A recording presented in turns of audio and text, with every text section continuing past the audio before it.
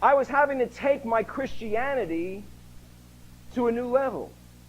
And there was one thing for me to walk out my Christianity in a warehouse where guys are cussing and telling dirty stories, and it just is a general level of vulgarness where you have to learn to be in there and not be of it.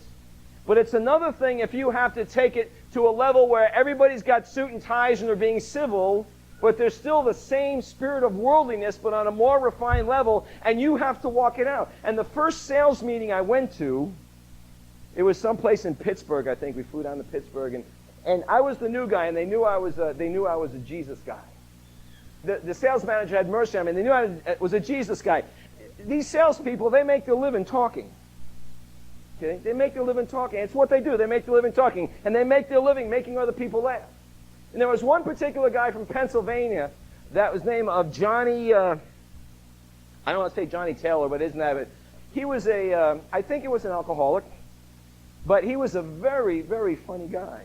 And he could make all the rest of the salesmen laugh, and they loved to listen to him make jokes.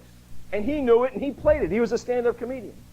We went to the first dinner, we all sat around the dinner, and I had basically instructions, you go be a good Joe and participate.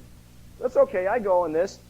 I end up sitting across from this fella, and everyone's laughing, having a good time, and he starts nailing me about being a Billy Graham, sort of evangelist sort of thing, and he starts roasting me good. And I didn't know how to respond. And I'm sitting there, and he's roasting me. Well, it was a funny thing. It was in an Indonesian restaurant, and it was the time of the appetizers.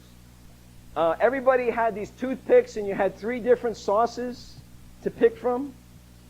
There was one sauce that you shouldn't touch.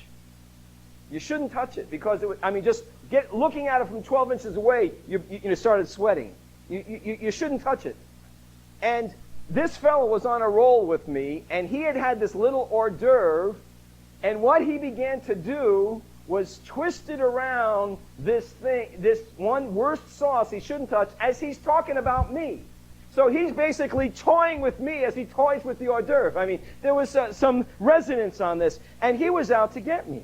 And he was and I didn't know what to say. I couldn't get angry. I couldn't get huffy. I just kind of had to sit and take it. And I really felt like I was really just getting disemboweled. I mean, I was just getting gutted. But then I see that he's getting ready, and this thing is absolutely loaded.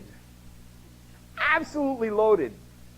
And now all the salesmen, instead of laughing at me, have got their eye on that hors d'oeuvre. Okay? Have their eye on that hors d'oeuvre. So I'm being a good guy, and I'm agreeing. I'm wet behind the ears and everything. So I says, I was trying to point it out to him, and trying to be nice and show him. And there's some guy I think next to me kicks me under the table. Pow! He says, and he gives me the eye. He says, don't say anything. Because now they're waiting to see if he's going to put this thing in his mouth.